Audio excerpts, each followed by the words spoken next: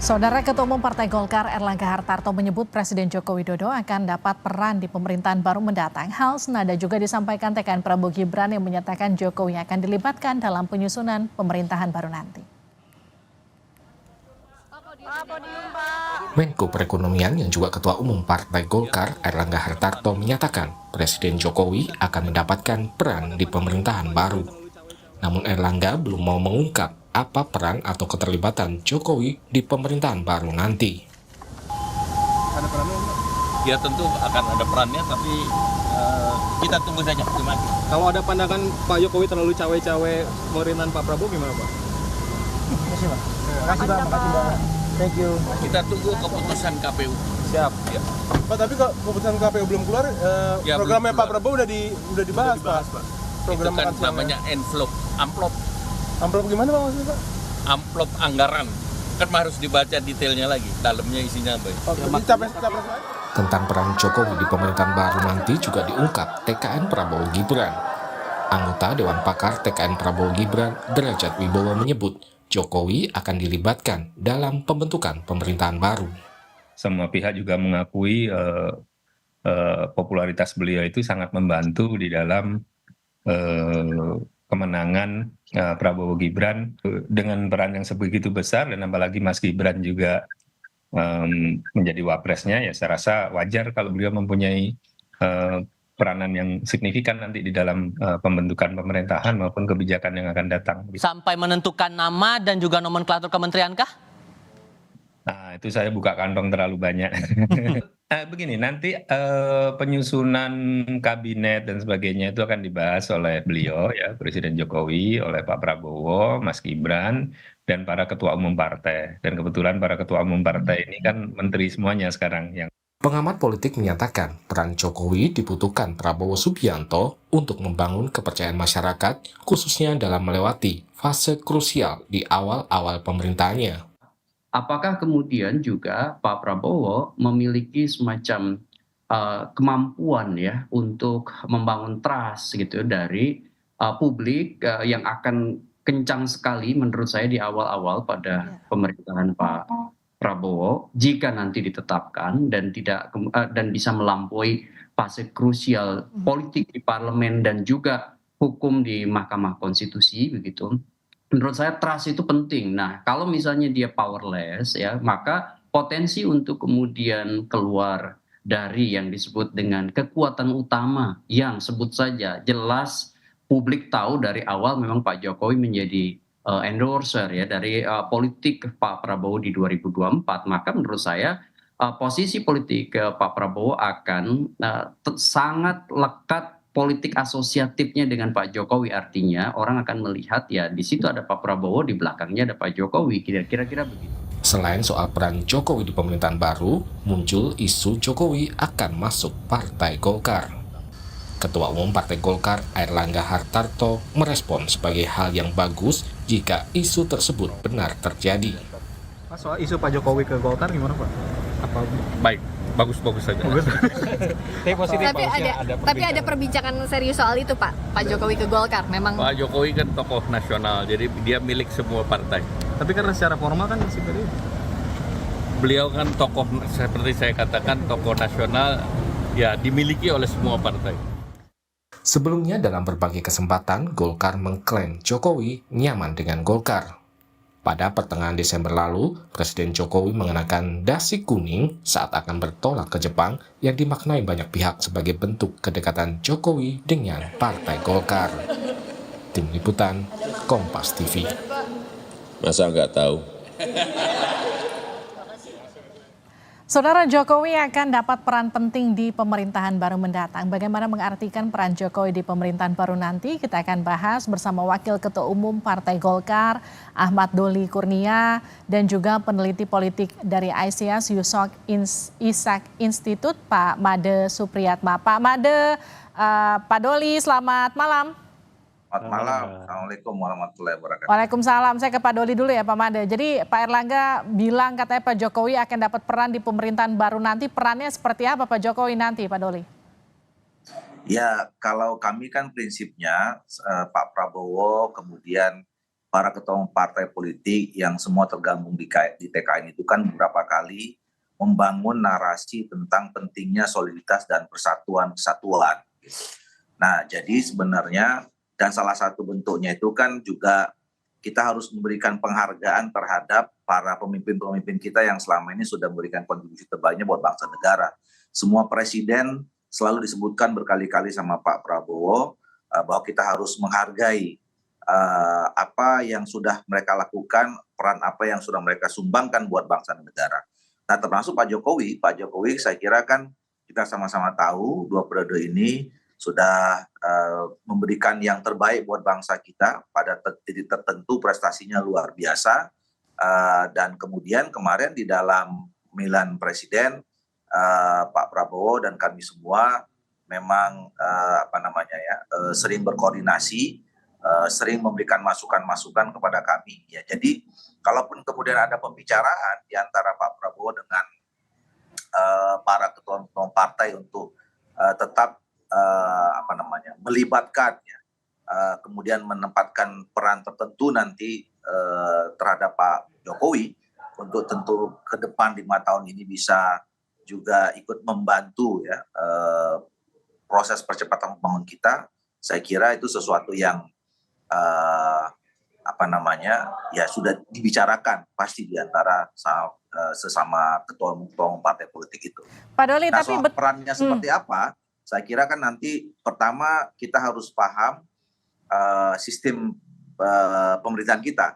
Sistem pemerintahan kita kan adalah sistem presidensial. Tentu nanti insya Allah kalau kemudian hasil KPU udah keluar, Pak Prabowo sebagai presiden dan wakil presidennya Pak Gibran, ya tentu semua peran-peran itu kembali kepada Pak Prabowo sebagai presiden terpilih. Gitu. Pak Doli, tapi kan ada sempat informasi yang menyatakan Pak Jokowi itu juga akan ikut menyusun pemerintahan baru. Ini betul demikian Pak Doli? Dan bagaimana kalau kita bicara soal hak prerogatif presiden mendatang? Artinya Pak Jokowi juga bahkan ikut menentukan siapa yang kemudian akan menjabat menteri dan semacamnya? Ya, saya kira ini kan usulnya baru dari pimpinan-pimpinan partai politik, ya. Nah, nanti kan kembali kepada Pak Jokowinya sendiri, ya. Apakah Pak Jokowi berkenan atau tidak, itu kan berpulang kepada Pak Jokowi. Nah, soal tadi penyusunan posisi-posisi di kabinet, misalnya di pemerintahan, sekali lagi saya mengatakan kita ini menganut sistem presidensial. Untuk menyusun kabinet terutama itu adalah hak prerogatifnya presiden, bahwa kemudian presiden terpilih, kemudian membangun komunikasi, meminta saran, pandangan, pendapat kepada siapa saja, apalagi Pak Jokowi, saya kira itu sesuatu yang lumrah saja. Baik, saya ke Pak Mada. Pak Mada, jadi kalau menurut Anda mendengar pernyataan dari Pak Doli soal peran dari Pak Jokowi di pemerintahan Prabowo Gibran kalau betul itu nanti akan dilantik, itu seperti apa Pak? Kalau saya sih saya setuju dengan Bang Doli. Saya kira Pak Jokowi lebih bagus mungkin ada di One Team Press gitu ya. Itu paling bisa diterima. Tapi kalau melihat sistem pemerintahan kita, sekali lagi saya juga setuju bahwa pemerintahan kita adalah presidensial. Pak Prabowo kalau terpilih dan kemudian Gibran, mereka yang akan diminta akuntabilitasnya, bukan Pak Jokowi. Kalau memilih menteri saya kira terlalu jauh. Ya, jadi jangan sampailah Pak Prabowo itu menjadi petugas partainya Pak Jokowi gitu ya. Sesuatu yang Pak Jokowi dan para pendukungnya selalu komplain dari dulu gitu bahwa dia ketika dijadikan petugas partai gitu ya. Jadi kalau menurut saya nanti kalau ada sesuatu dalam pemerintahan mendatang yang akan diminta pertanggungjawaban itu adalah Pak Prabowo bukan Pak Jokowi. Ya, karena beliau yang akan jadi presiden gitu. Jadi kalau menurut saya Pak Jokowi juga bukan sebuah kekuatan politik loh, walaupun mungkin ya popularitasnya besar dan lain sebagainya, tetapi beliau tidak punya partai, ya, yang bisa ya partai yang punya massa gitu ya. Jadi juga nggak bisa dimintain akuntabilitasnya. Kalau seandainya tidak punya partai kan tidak punya perwakilan di DPR. Jadi jangan kita kacaukan sistem ketatanegaraan ini. Kalau beliau menjadi One Team Press saja memberikan nasihat, diminta atau tidak tidak gitu oleh presiden. Nah, presiden sendiri yang akan melakukan pekerjaan sehari-hari gitu ya. Entah presiden, dan menurut saya Baik. mengapa kita punya pemilihan itu karena kita harus punya angin baru. Presiden yang baru punya kebijakan yang baru yang bisa berbeda dengan presiden lama gitu. Pak Mada, jadi peran yang tepat bagi Pak Jokowi di pemerintahan selanjutnya apa? One Impres. Sesimpel itu. Kalau saya lebih suka beliau pensiun. Ya, seperti Pak SBY, seperti yang lain-lain gitu ya. Kalau mereka punya pekerjaan yang lain atau mau membangun partai atau mendirikan partai, mungkin oke-oke saja kalau menurut saya. Atau kalau beliau mungkin kalau orang Golkar mau, tapi saya ragu bahwa orang Golkar akan mau. Nah, gitu ya. isunya kan begitu. Beliau Isunya kan Pak Jokowi katanya mau masuk ke Golkar. Ini gimana? Pak Mada, ada sanksi dengan itu? Tidak semudah itu mengendalikan partai, Pak. Ini institusi yang sudah bertahan lama dan bertahan ya dalam hujan badai dan lain sebagainya. Terus kemudian tiba-tiba ada orang baru mengambil alih. Anda mau? Saya kira juga tidak terlalu gampang ya. Tidak terlalu gampang untuk melakukan Berat itu. ya dengan informasi itu ya?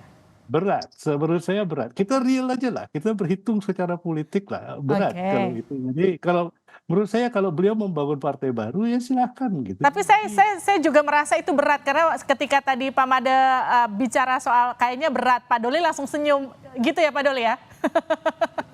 Enggak, maksudnya begini, kalau kami ya dari Partai Golkar kan prinsipnya adalah kami adalah partai terbuka. Siapa saja kami sangat senang kalau ingin bergabung, artinya punya visi dan panah yang sama, aspirasi yang sama dengan Partai Golkar.